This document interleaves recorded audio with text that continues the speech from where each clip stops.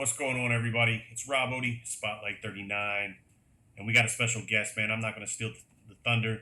Make sure you subscribe to the YouTube channel. We got some great content. We're going to be talking about some great kids. You know how we do Spotlight 39, man. It's been a little while, but we appreciate the patience. Without further ado, let's hand it over to my guy. Tell us who you are, where you're from, what you do, any and all. I'm going to play some film that you be creating. So go ahead, tell us who you are. Yeah, my name is Baylin Trujillo. I'm a quarterback trainer in Orlando, Florida. I've been doing this for about 10 years now. Trained over 34 Division I quarterbacks. Have about 6 or 7 guys currently in the NFL and in Canada.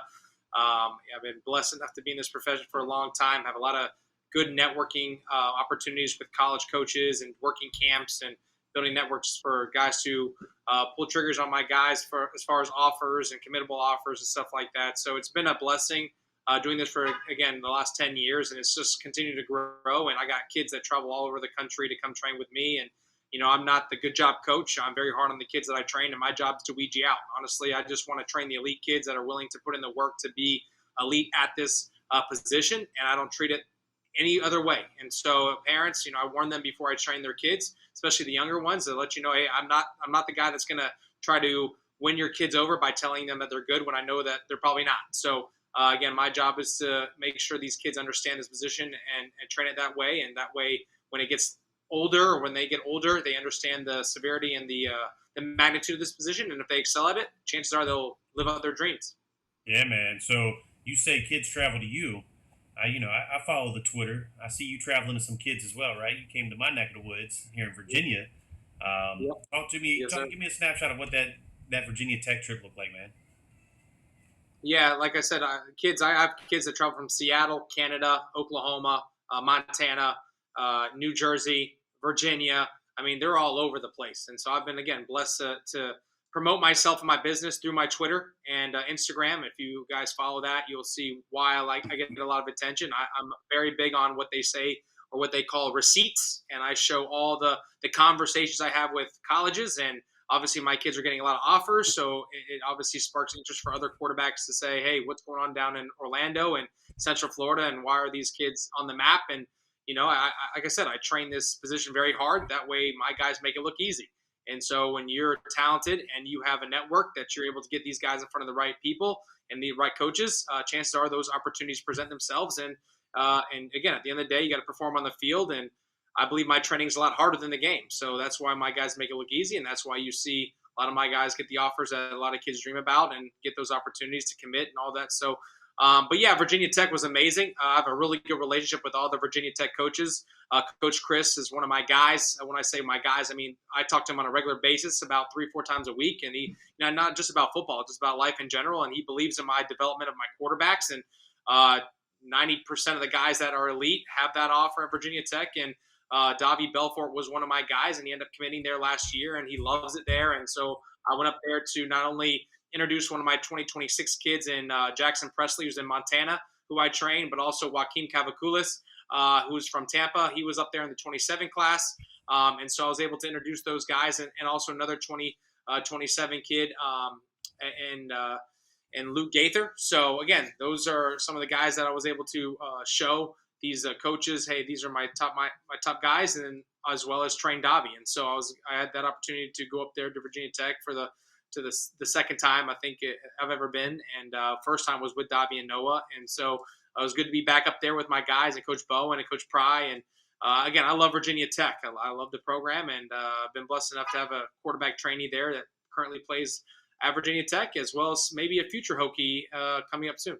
Heck yeah, man. So, just snapshot on Davy, man. I was calling him Davy leading up to the game last year at the Broward County Showcase. Then when I got down there, his pops was standing there big and strong, and, he very professionally corrected me, and I was like, I appreciate that. Had no idea that was his dad either, so pretty cool aha moment. But heck of a young man. It was fun to watch him when I was down there. But look, we got another young man on the screen. Who is this young man? Who are we watching? Because Noah Grubbs. He is a generational talent. I knew he was elite and special, and actually his first big offer was Virginia Tech. I took him to Virginia Tech weeks after they just beat Seminole, which was at the time the #1 team in the state of Florida. He knocked them off as a freshman, and so I knew where he was headed. I mean, even as an eighth grader, he got an offer from UAB from Coach Hinshaw, who's now at UCF. So early on in his development, I knew I had something special, and I call him a generational talent because these are the type of kids that come once in a lifetime, where you can see it early that this kid's gonna, if he stays the path, he'll be in the NFL one day. And so training him has been beautiful and it's been awesome. It's like a match made in heaven, and his dad trusts my process, which now you see he's number 3 in the country in the 26 class, and arguably number 1 in the state of Florida. Threw 49 touchdowns as a sophomore, led the state, has 7 school records. It's just unbelievable what this kid can do. And what you see here is the product of a year and a half of development. Again, he had a strong arm. I knew it early on, but he had no footwork. And now you're saying that he has sweet feet, and I think he's one of the most polished kids I trained as far as footwork development. And he's taken it serious. There's a point in time where it was a year straight of 3-4 times a week doing this in the lab with me and polishing him up and making sure his timing was matching up with his arm. And obviously route sequencing and stuff like that. Now throwing off platform, cross body, making those throws look very easy. So when you watch his tape, like we're going to do in a little bit, you're going to see what it looks like to be the number 1 passer in the state of Florida last year with 49 touchdowns in the biggest classification in the state of Florida. Now a Notre Dame commit, he had over 26 Division I offers. Kid blew up pretty fast, and so he kind of set the trend for all these 26 quarterbacks committing. The same time frame that he committed Notre Dame, Jared Curtis got off the board with Georgia. And now, as you see, the 26 class is kind of just going crazy, which we've never seen before in the history of this game. And so I like to call him a trendsetter in this class, committing Notre Dame so early. And now we're seeing, 8 of the top 10 quarterbacks in the country. And I trained 4 of them. 3 of them already off the board in commitments, and they're only sophomores going to their junior year. So Noah Grubbs is elite. He's a generational talent. And I'm just blessed enough to be the one to fully develop him. He's never had a quarterback trainer until myself. He's always had great coaching around him with his dad and Coach Hinshaw, Tyson Hinshaw. And so he groomed to be who he is today. But I was blessed enough to take him at the right time going into his 8th grade year to really take him to the next level with his development, with his lower body. And now it's all in sequence. And now we see why he's ranked so high and a Notre Dame commit. Yeah, man. So look, you said the film. Let's get to the film. Let's check it out. Let's see that real time with the pads, not just training. And I'll have you walk us through that. All right. So we talked about the film. Let's see what an elite quarterback looks like with the pads on. Friday Night Lights, Noah Grubbs, Lake Mary High School. Take it away, man. Walk us through this film, because this kid's a stud. What you first have to really focus on is his pocket presence and how fast he delivers the ball and his decision making. When you're watching this, the ball's out of his hand in less than 3 seconds. He understands what the defense is doing, and the ball is released accurately, on time, and most likely it's going to be a touchdown.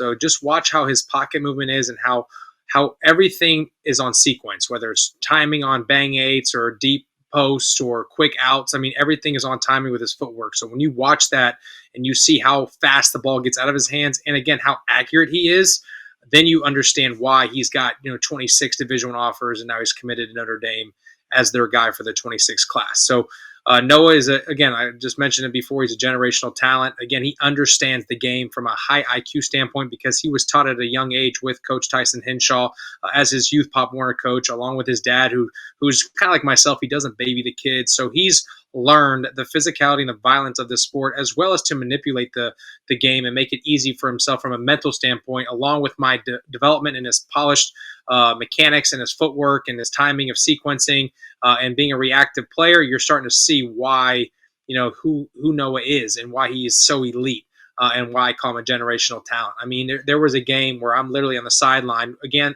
in this game that you're actually watching the highlight from was against Apopka's rival. And a Vanderbilt coach who's now at Wisconsin looked at me and was like, "Hey, man, this kid's for real." And he told me this is what it looks like in high school for what an NFL quarterback is. And so I think that's the highest compliment that any kid can get, especially in high school, is a coach saying this is what an NFL guy looks like. Yeah, I mean, I'm just sitting there watching, and I've watched this film multiple times, and it's still very impressive each time you watch it. Like you said, the footwork, the accuracy. I mean, the young man's got an arm. It's a lot of fun to watch. And speaking of watching, Lake Mary's playing in the Broward County, right? I think, is that their first or second game down there in South Florida? I believe it's their first game against Cardinal Gibbons. Maybe second. Yeah. So that's the Friday night game, right? So I'm actually traveling down to South Florida for that again this year. I'm going to have Coach or Dr. Perry, I should say, who runs the whole Broward County. He's going to be on the show later this week. But Lake Mary is in that thing, right? They got the Friday night game, and I'm tossing around. Yep. Do I go to the Lake Mary game? Do I go to Lakeland in Miami Central? And then I think Milton plays, American Heritage. And I'm leaning toward the Lake Mary game, man. But you tell me, is the juice worth the squeeze? Should I hold that one and lock that one in and stay at the showcase and watch this young man ball out? I mean, if you want to watch what an elite quarterback looks like on the field against good competition in your area, which is very rare to see Noah Grubbs down south, other than 7-on-7 circuits, I think it's the price of admission. You're watching again a Notre Dame commit at the highest level, the number 3 ranked quarterback, if not number 1 in the country and the state. And when he's there down south, I think you should take full advantage of that opportunity to go watch a guy who threw 49 touchdowns last year in the biggest classification in high school in 8A and led them to 11 or 12-2 record. And again, he's an elite talent, and it's special to see right in front of your eyes. And so I would definitely make that your game for that week. All right. So let's talk about. I mean, you've been training them throughout the process. So coming out of this sophomore season, what was an area of opportunity or something that you guys wanted to hone in on and really make a focus this off season? Yeah, well, we really wanted to still work on his off-platform throws. I mean, if you see the game, he really likes to stay in the pocket. And a lot of these coaches, when we're going through his recruiting process, obviously he's committed to Notre Dame, but a lot of these coaches wanted to see if he was mobile enough to extend plays. But to be honest with you, he doesn't need to because he knows where the ball is going before the ball snapped. He gets rid of the ball quick. And he only got touched one time all season, and that was in the playoff game where he got sacked one time. And it was a blown assignment from one of his guards, and he just obviously got sacked within like 2 seconds. But he has been trained to manipulate defenses, know where to go with the football before the snap is. He goes through his pre-snap reads. He knows his progressions. He knows his checks and his front and how to call protections and stuff like that. So he's already at an elite level, so he never gets touched. And then if you see his highlights as you're watching now, that ball's out of his hands. 1 Mississippi, 2 Mississippi, ball's out. And it's accurate, on time, every time. And again, you don't throw 49 touchdowns in 8A unless you're that guy. And against the competition that he was playing against last year, he played against a state champion, state runner-up, blew out the state runner-up 33-0 in Mainland. He put on a show, a clinic at Popka High School, which is historically a powerhouse, has been in the state championship 3 of the last 5 years. He blew them out. So he put on big performances in the biggest stages. Beat Mandarin, like we just talked about, he did beat Mandarin the first time they played. They knocked him out of the playoffs the second time with no run game. But again, he lit it up again when it mattered. So we're talking about a guy who threw 3 games, 500 plus yards, and 5-6 touchdowns, and has a state record. A second of performance to Tucker Israel, threw 10 touchdowns. He threw 8 against Dr. Phillips. So I mean, we're talking about a historical quarterback, and he's only a sophomore now, junior. So, being a pocket passer is just natural ability, especially with his timing. So learning how to maneuver on the run, throw accurately on the run, feel comfortable doing that, and showing his athletic ability, that's the stuff that we've been showing at camps. And again, he brings the wow factor with his arm talent, and we slimmed him up. So now he's at 8% body fat. Under 100 or under 200 pounds, right under 200. He was up to 227 last year, so we got him down to about 193, 195. So he's cut up and he's moving well. He's athletic, and like I said, with his arm talent and the way he was able to transform his body, I mean, sky's the limit for this kid. That he hasn't even reached his ceiling, and we're only going to his junior year. So there's a reason why everybody knows who Noah Grubbs is around the state and in the country, and there's a reason why Notre Dame said you're number 1 on our board. We'll take you right now. Fair enough. So going into the junior year, we've done some work this all season. Obviously, there's still some time before I guess camp kicks off. Probably another 2-3 weeks, give or take. Yeah. So give us a bold prediction. Where is he going to end at the end of the season, number wise? I mean, he's already a record holder and doing big things. Yeah, so he has 7 school records. I believe hopefully he beats some of his own records. That would be great. I think we left a lot on the table last year. There was games where he was pulled at halftime because they were blowing teams out, and he threw in like 5 touchdowns by halftime. So I'd like to see his numbers go up a little bit in his touchdowns. The record is 56 total touchdowns in a season for passing. He was at 49 last year, 7 short of his goal. So I think, trying to get the state overall record in the history of high school football in the state of Florida, I think that's the goal. I think he's going to achieve it this year. He's got the same offensive coordinator that's been there for a long time, Coach Donnelly. Coach Scott Perry lets them rip the ball pretty much every play. They got a great running back, which keeps it honest. So I think he's going to, hopefully get in more games and stay in more games longer. That way he's able to, shatter some of those records. But again, when you're talking about a kid who has 7 school records and about 3 or 4 state records that will probably, took a long time to break, really the only accomplishment he can outdo is throwing 57 touchdowns and setting the state record. So they have an opportunity to do that because of the offense they run, and a lot of these key guys are coming back. He does lose a lot of his receivers from last year. Caden Harshberger, who's going to UNC, Carson Hinshaw, who's going to UCF. He's lost some big time guys. Logan Cook. So now he's got replacements with some transfers, and that offensive line is still intact. So, look for a special season. I believe he's going to hold the state record by this time next year with 57 plus touchdown passing, and hopefully, another state run. I like it, man. I like it. So before we finish out with Noah Grubbs, give me something off the field. Give me, a snippet of who he is outside the game of football, and what people may not know about him based off of his abilities on the field or his social media. He's a younger brother of 4 that beat him up his whole life, that's molded him to the man he is. He's learned to be the alpha, which is why he is who he is. And I can stand on it that this kid is a generational talent. He's going to make it to the NFL one day with the right system, with the right coaches around him, pushing him along with, my development with him.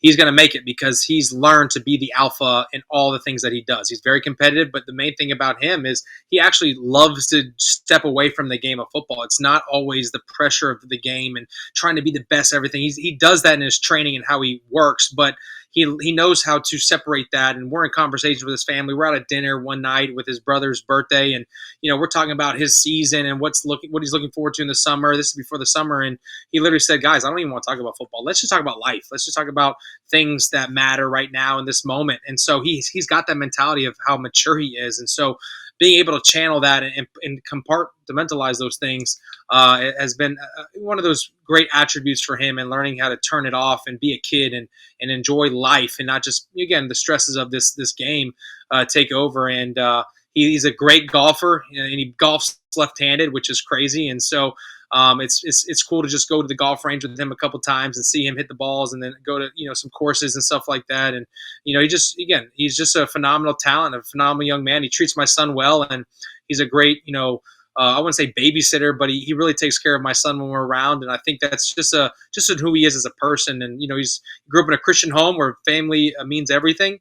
And so that's just who he is as a person. And I'm excited for Notre Dame to get that type of character in their quarterback and bring that, that quarterback per se to Notre Dame. And they got one in Deuce Knight. And so, I'm excited for him to compete at the highest level with those guys, CJ Carr, and I'm excited. So, but for Noah, again, he knows how to separate himself from the game, and when it matters, he turns it on, and when it doesn't, he really values his family and his time spent with his girlfriend, and obviously with me and my son and my family. So he's just a great kid, man, just an overall great kid, and you'll never have to worry about him being in the press for the wrong things. I love it. So that's Noah Grubbs, right? That's one of many, many, many young men. But this young man, based on everything that you just said, through and through, he is a absolute leader on and off the field. Notre Dame, once he gets there, we're still a couple years out, but once he gets there, he's most definitely going to walk in and just, fit the mold and be that leader. He already is. So that's Noah Grubbs. This is Spotlight 39. Make sure you subscribe to the channel. We're going to have many more conversations about some great quarterbacks, so make sure you tap in. I appreciate it. Until next time.